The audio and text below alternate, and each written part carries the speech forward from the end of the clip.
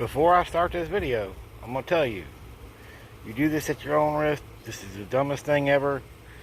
I don't have $3,000 for a Mechatron unit plus labor. These are the products I'm using. But do this at your own risk. This is a dumb thing to do. I've seen some people just pour WD-40 in their transmission, so this takes a while. This ain't a 5-minute little thing, but it can get it done. And if you don't know what Lucas is, let me show you. This stuff is like honey. It looks like honey. And it's sticky, but it's an oil. It lubricates, like it gets all up in everything that needs to be lubricated. And that's what Lucas does. Oil stabilizer.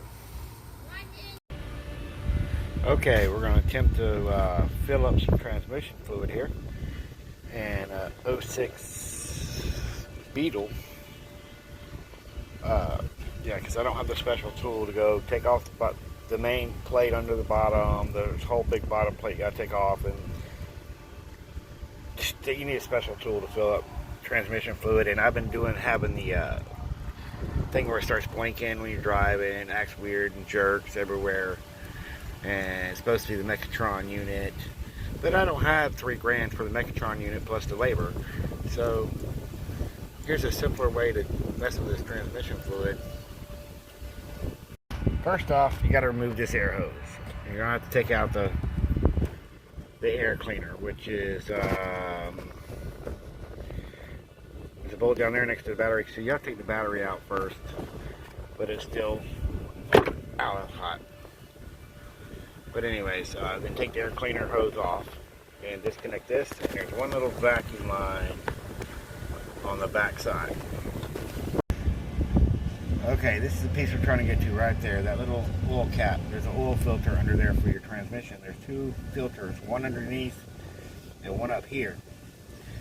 And you can take that off. You can just pour transmission fluid straight into that little hole. And let me see if I can do that for you. And once you get that, this is with your oil wrench. It comes right off. And I'm thinking there's a problem, Mike, because there's not a seal, a rubber gasket.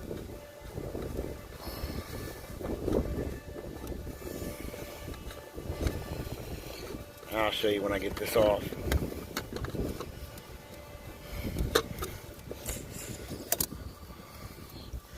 Takes a little finagling.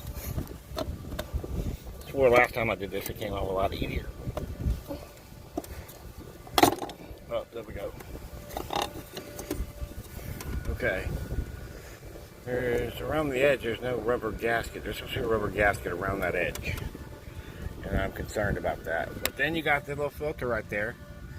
And that little cup at the bottom. Take this filter off. Ooh, that's hot. I've been driving today too, so. That should be a lot fuller than that, I believe. But I've been putting Lucas in there because I really believe in Lucas. Let me get that, see how I can get that done. A little bit later, still waiting for that stuff to go down that hole.